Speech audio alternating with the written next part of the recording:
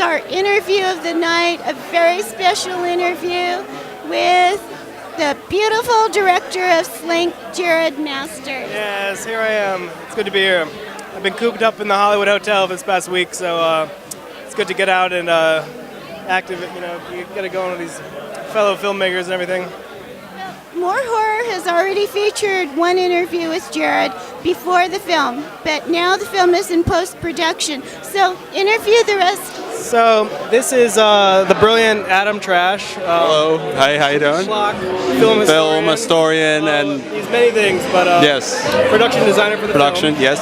And Hi, this is Paul. Paul acted in the film.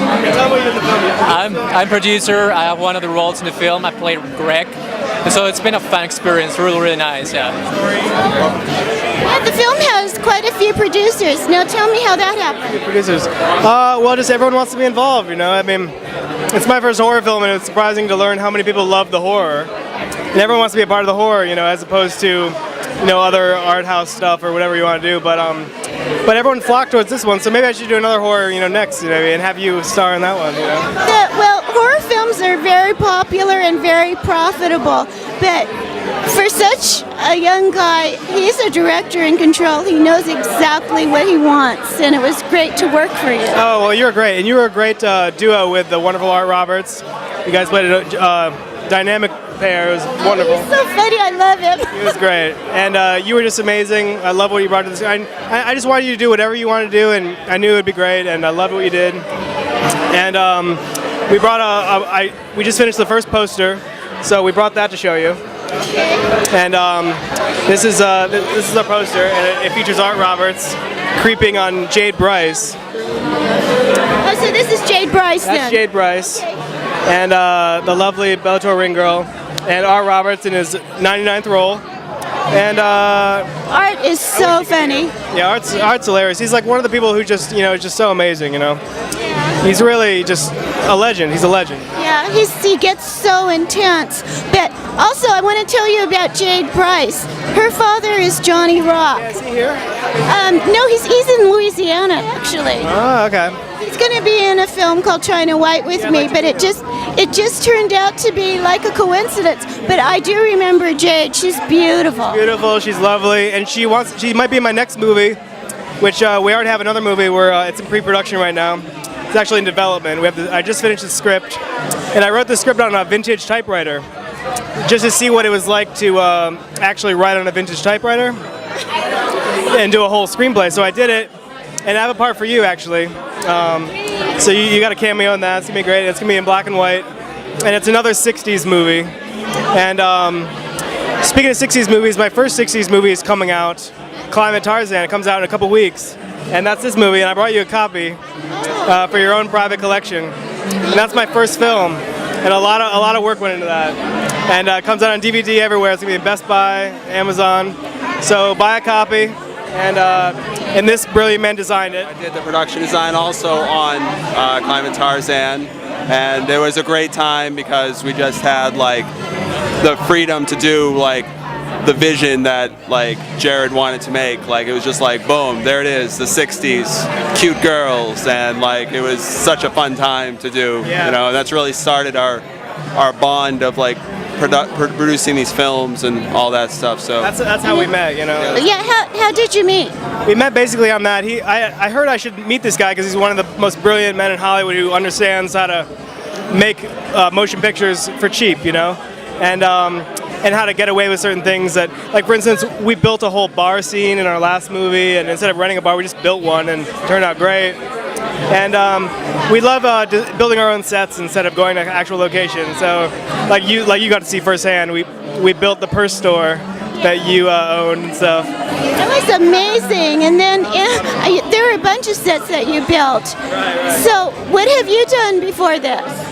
Before that, I was basically working more in the restoration field of preservation of horror and exploitation films from the 60s and 70s. And actually the company that put Climbing Tarzan out, I've been working with them for years, and I showed them the finished product, they loved it, and they're putting it out, and we sold it to them. So, yep. And I mean, did you put together all those videotapes and everything on the set? All the videotapes in the creepy office. I wrote the names and like we dirtied them up a little, you know, make it like they've been there for years and stuff. So yeah, it's like anything you see, the little things, and there's just, it keeps going bit by scene, like just little things. And wait till you see the sets on this film. I am just so excited about it. I mean, this is the film I'm probably most excited about after seeing the sets that you built and the trailer.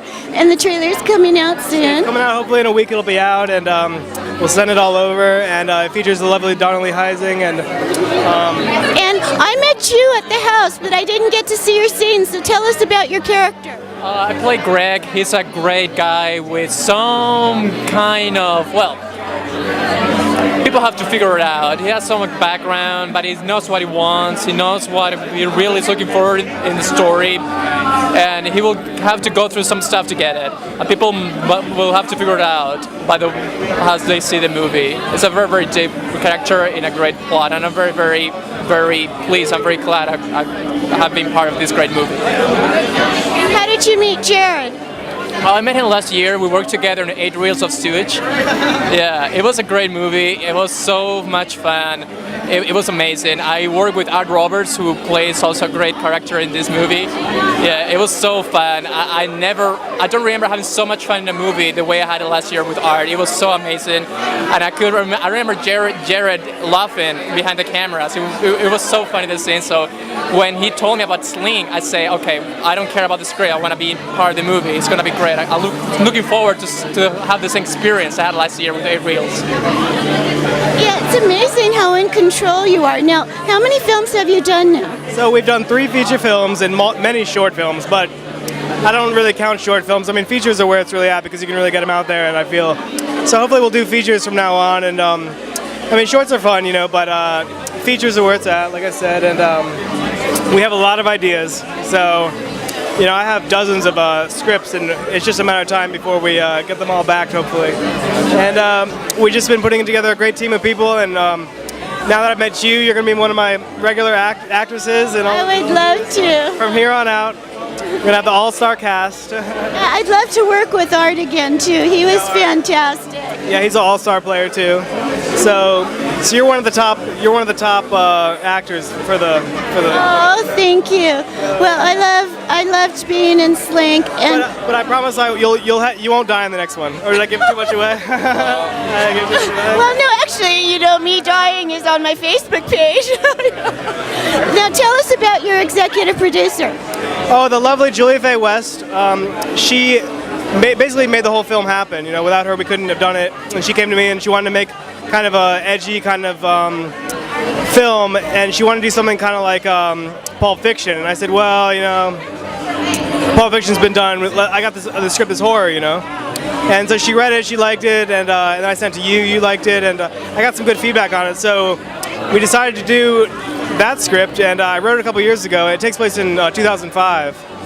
So, and that's when dial-up was big, and the cordless phones were big, and so it's kind of in that weird, timeless point in life, and which I think is just a weird, corny kind of time. And tanning salons were big, and but basically, she opened up her lovely estate to us. Her house is like the beautiful 5-bedroom house. You saw it from the 1800s. Oh, I know. It was just so big and beautiful, and there's just so much to work with. So it was just like very gothic, you know. So. The dining room is fantastic. It's all red.